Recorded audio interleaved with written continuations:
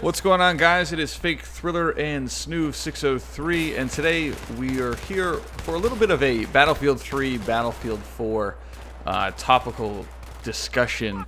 And we know there's not too much to talk about with Battlefield 3, and Battlefield 4 is right around the corner, but there are a few things that we sort of want to brush up against because they're going to apply again to Battlefield 4 when it finally comes out. And the topic for today is personal statistics when playing Battlefield 3 or Battlefield 4, meaning like your score per minute, win-loss ratio, KD ratio, and other stats like that. And more importantly, I think we're going to talk about what statistics are the most important to pay attention to and what ones to sort of let fall by the wayside. I think it's safest to say, and I don't think anybody really into the Battlefield community has a hard time understanding, that KD ratio is probably the least of your concern. Yep, for the most part. It depends. Just on the surface, yes, I agree with you. It is the least one, the one you want to care about the least.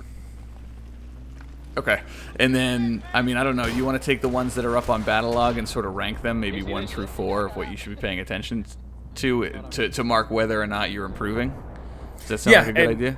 Yeah, and I'm actually looking at it right now. So I'm looking on Battlelog, I'm looking at my own personal Battlelog right now, and it has the 4 stats that they always, portray as the things that you're always looking at. Goddamn. Score per minute, win-loss ratio, accuracy, and your KDR.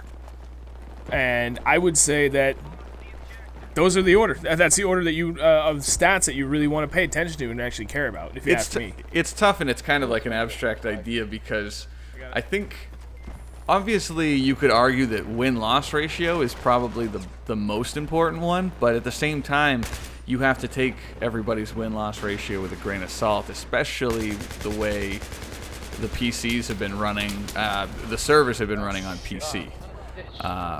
In my experience, just as an example, talking about win-loss ratio, my PC win-loss ratio is 0.76. That translates to, I think, like a 43%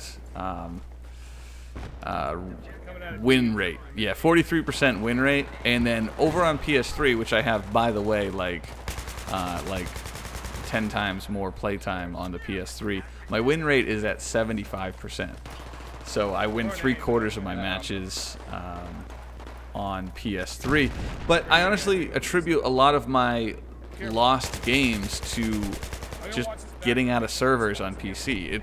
I picked up the PC like later in the Battlefield's lifespan, but it's like one of my biggest pet peeves with trying to play on PC is finding an enjoyable server. And a lot of times the way to find the best server is to join, see how they feel, and then back out if it's not going to work out. So that obviously, if those count as losses every time I back out of the game, then that tanks my win-loss. Yeah, exactly. But actually, well, no, because so I'm looking at my stats right now, and it says there's rounds played. I have 1,968 rounds played on PS3, and it says rounds finished 1,772, and then wins and losses total add up to 1,772. So it doesn't actually have an effect on your win-loss ratio, believe it or not. Oh, all right. Well, either way, I think it's harder to maintain a good win-loss ratio on PC. Oh yeah, and I agree, because it is an absolute shit show trying to find a good server that doesn't have crazy lag. So I'm looking at my stats right now.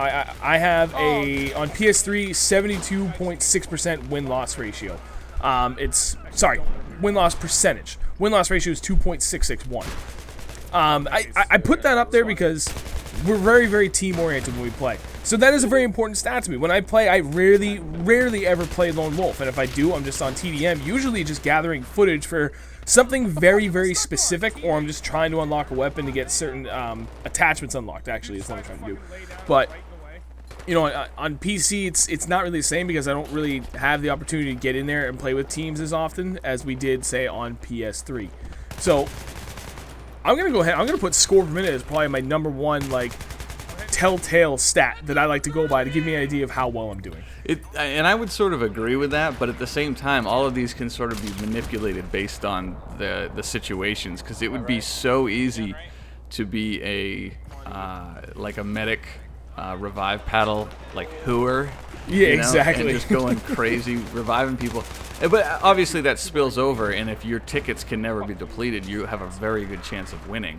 But as far as being an effective, like overall effective teammate, I still think score per minute is a good mark of overall level of causation, I guess you would be in a battle. So the higher your score per minute, the more points you're earning means the more of the game you're affecting as each minute goes by. So that's probably the best one to pay attention to, and your goal shouldn't be to get a crazy high KD ratio, and your side goal should be to get a high win-loss ratio.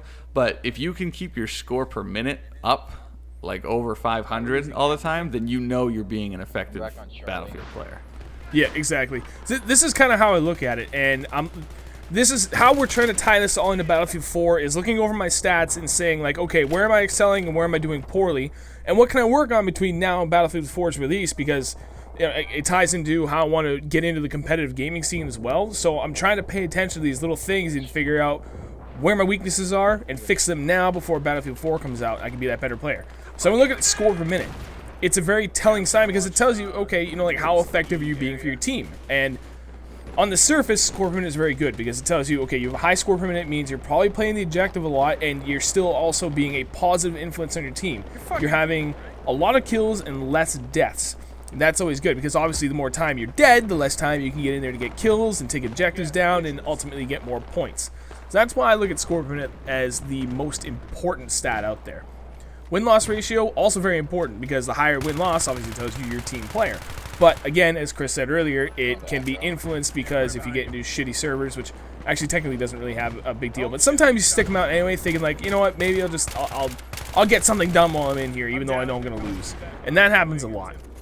Accuracy is very important because if you're shooting at 10% accuracy, you're not really helping yourself, never mind everyone else. What's your accuracy, just out of curiosity? On PC right now, it is 19%, which is quite better. On PS3, it is, 16.29%. So I made quite the improvement there. I'd like to put an asterisk saying accuracy isn't everything because with the suppression mechanics, and if you're like me and you get a heavy trigger finger with the bipoded extended mags 240, you kind of miss a lot of shots. But mine's at 16 on PS3 and 14 on PC. Right. I'm bad. So, last but not least, but actually still is important, and depending on the context, is your KDR. And the reason why I say it is kind of important is because while having a high KDR isn't always a good thing, it's certainly not a bad thing. High KDR is obviously very self-explanatory. You are getting way more kills than you are deaths. Now, if you're doing it in a supportive role and helping out your team, then it's very good because you're downing tickets on the other team fast and you're not giving anything up. A bad KDR can be good in the sense of maybe you're playing as a recon and you're flying a MAV most of the game, or you're playing as support and that's all your job is, to just run around, C4 vehicles if they come out, and supply ammo to all your teammates, and that's your role. You can get really high score per minute for that, but you might have a shit KDR. I'll tell you another good example of good KDR, but not necessarily good for anything else, and that's when you're flying around in a jet, shooting down all kinds of people on rush defense, and MCOM after MCOM is being taken out while you're flying around, not really doing anything. Exactly, that was going to be my next point, and this is where a high KDR is bad. The bad example is if you're a player like that. You get out there and you play aggressive, but you're not supporting your team during the objective part of it. MCOM's really good example is Donovan Peak. You're playing Rush, and you've got all those guys coming down the hill like crazy. You can be a really good high KDR player and support your team if you're playing like kind of on the fringe of that wall that blocks off where the buildings are and the MCOM are from the hill that everyone comes down on. If you're kind of playing like just along that outside edge of the wall that you can take down a ton of people and you're getting an awesome KDR, you're not giving up many deaths, but you're bleeding tickets like crazy, but you're still within range to easily get back to the MCOM if it's armed, then yeah, that's a perfect example of having a fucking great KDR. That's the good KDR that you want. But if you're like all the way up at the hill on the edge of the out of bounds and you're just dropping people and the fucking MCOM's beeping away behind you and you're just like, whatever, look at my KDR, that's when it's bad. I think so. I think we got our point across, and I don't want this to drag on for too long. But Battlelog, as of right now, is displaying some other interesting statistics, and it's tough to put into context because you got to figure out how much of each game type you played. But it does track MCOM, like defense kills, MCOMs destroyed, flags captured in Conquest, and as well as repairs, revives, heals, resupplies, and stuff like that. So if you want to be a better player, you just need to take it upon yourself to pay attention to these team support actions and try and get those up regularly. Just focus on doing those team support actions, and you will end up being much more important for your team. Yep, I agree. So I think that's going to wrap it up, unless Snoop, you have anything else to add? Nope, hopefully you guys understood all of our rambling. It was kind of all over the place, but I really hope you got the gist of what we're trying to talk about. Yeah, and if not, just leave a comment down below saying we're retarded. Right, and I know this is probably going to seem like it's really late to have this kind of commentary out there, but there's actually a handful of BF3 related topics that have like come to my mind is like, oh, dude, we could talk about that because we haven't done it yet. And it's something that we're trying to get out in the last, while BF3 is on its last leg before Battlefield 4 comes out. So if it seems like it's a late arrival, it is. But to us, hey, it's brand new. And we wanted to get our thoughts out on it while we had the opportunity, and it was still relevant. Yeah. All right, guys, so be sure to tune in for the next video and leave a comment down below, maybe leave a like, and we will see you next time. See you. Hey, wake up.